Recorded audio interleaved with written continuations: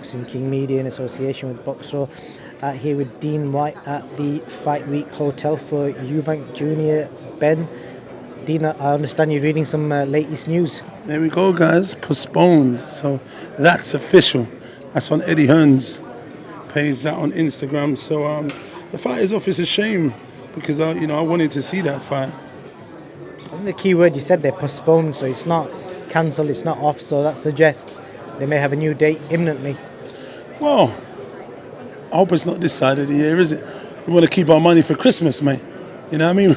We want to slow everything down. Even Dylan's fight, I kept saying November the 26th they want to do that. Let's move that into December or next year, and then I can enjoy my Vegas trip and Mexico trip. I might have to cut it short to come back for that. I'm not going to be happy. But it's a shame. A lot of the fights are falling through. I was just chatting to Derek on video call, literally just there. He said that Fury fight's off as well. Fury and Joshua's off. Eddie's not having a good run with all this money he's having. Even when you've got all this money, it seems it doesn't make you happy and things. They normally say money talks, bullshit walks. So there seems to be a negative. But hey, look, it is what it is. Obviously, you've got your hands in the promotional game as well.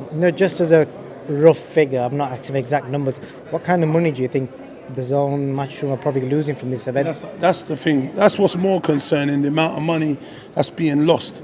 The undercard, who was the guys that was on there training and put a lot of time in, it's a shame for them, and it's a shame for all the money that these guys are putting in the Zone. They put a lot of money and time into this production and what they did. I saw Fight Week, what they had. They had some red carpet event. Eubank jumped out of his big old flashy motor.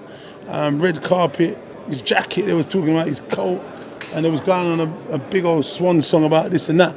So, as a boxing fan, I wanted to see it go ahead. I feel like there has to be due process in terms of being found guilty and the evidence what's in front of them.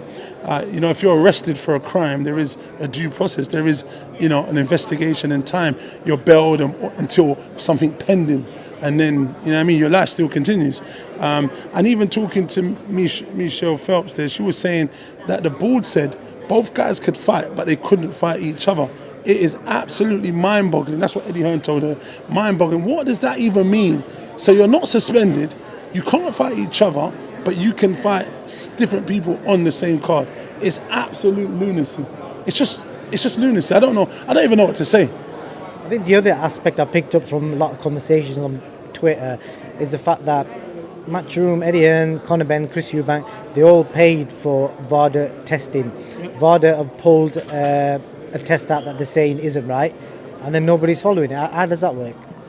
I get it. I do get it. But when you do that, is it that you immediately just stop everything, or do you do a whole process and an investigation to clarify? Because they said there's a B sample. Is that not the next step, or an investigation to go forward to clarify? Or is it just you take that one testing and then you're just done, no investigation, no due process, guilty, and you just stop there? I'm just wondering. That's just a question. Well, again, this A and B sample scenario, people are saying it's the same urine that's from the same pot that's split into two pots. So 99.9% of the time, the result's the same. Absolutely, you are correct. You are correct. But yet again, we still have to do that due process to find out. And that's the rules that they say the next step is that. So why is it not being adhered to? You know what I mean?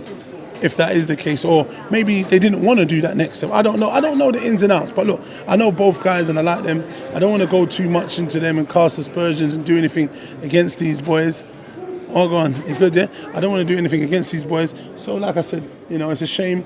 It's going to be their biggest payday, and it's just hard. As a boxing fan, I want to see it, but yet again, if it was someone else, maybe I'd be throwing more stones at them, and that's just the way of the world, you know what I mean? I think the other aspect in this as well, again, this is all from what people are saying, and I'm just trying to get your reaction from it, is this Dr. Usman, who's, I don't know if you heard about him, he's closed his Instagram account down, he's shut his website down, quite extreme lengths he's gone to vanish online. Do you know what? Some people are not mentally tough in terms of having, I get slagged off online, I get called all kind of names, and it's just about tough skin, Some people can deal with it, some can't. I don't know. I just feel like maybe he is not tough enough to deal with it. So he just backed out. It makes sense. They say if you can't deal with the fire, back out of the fire. And he did that. So I don't know if it was warranted or not, but hey. But I understand shutting your social media channels down, but closing down a website where nobody, that's mad, isn't it? Extreme, innit? But maybe it's one of them ones that you can close and put back up. I don't know. You know what I mean? But I'm not sure. But look, it does seem quite extreme.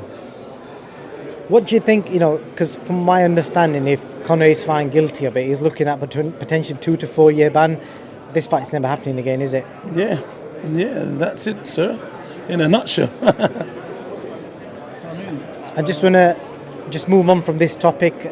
Quick mention to your show on November the 5th, back at the Tolworth, bringing big time boxing to small old shows. Absolutely, my friend. So Back in Blood, November the 5th, going to be a great night. We've got some good young prospects on the card.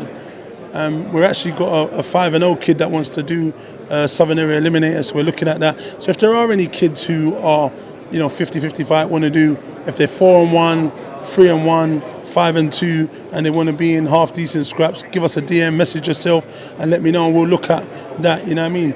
And then they can get in for a Southern Area Eliminator. So that's what we're trying to look for on the 5th. But we're going to have some great fights. Hopefully, we'll do a bit of fireworks ourselves on the night, and we'll have a good streaming by our learned friend here and stuff. So yeah, it's good, man. And that's what it's about, man. We're building, we're progressing, we're learning, we're evolving, and the shows are getting bigger and better every time. Coming into next year, I've been trying all this title stuff, and it's been evading me somewhat. But hopefully next year we're going to have it nailed on. I'm potentially going to Ghana in the end of October, literally a couple of days before the show. I think one of the guys should be fighting for a title there, and then one of them is going to get a run out. And then, we're moving on to next year. Good big things. So I'm happy, man. We're very, very busy, but happy nevertheless. You call Black Box global for a reason then? Come on. We're trying to take it globally anyway. The brand is global. We want to do shows abroad and stuff. We just got to kind of move slow, steady, and make sure we build the infrastructure correctly, and that we are strong enough when we make the steps to go forward and complete what we're trying to do. Dean, appreciate your time. I think Eddie Hearn's going to be arriving any second. We've been saying that for a while. You know what I mean? But hopefully we'll see him. Yeah. Thank you for your time. Thanks very much.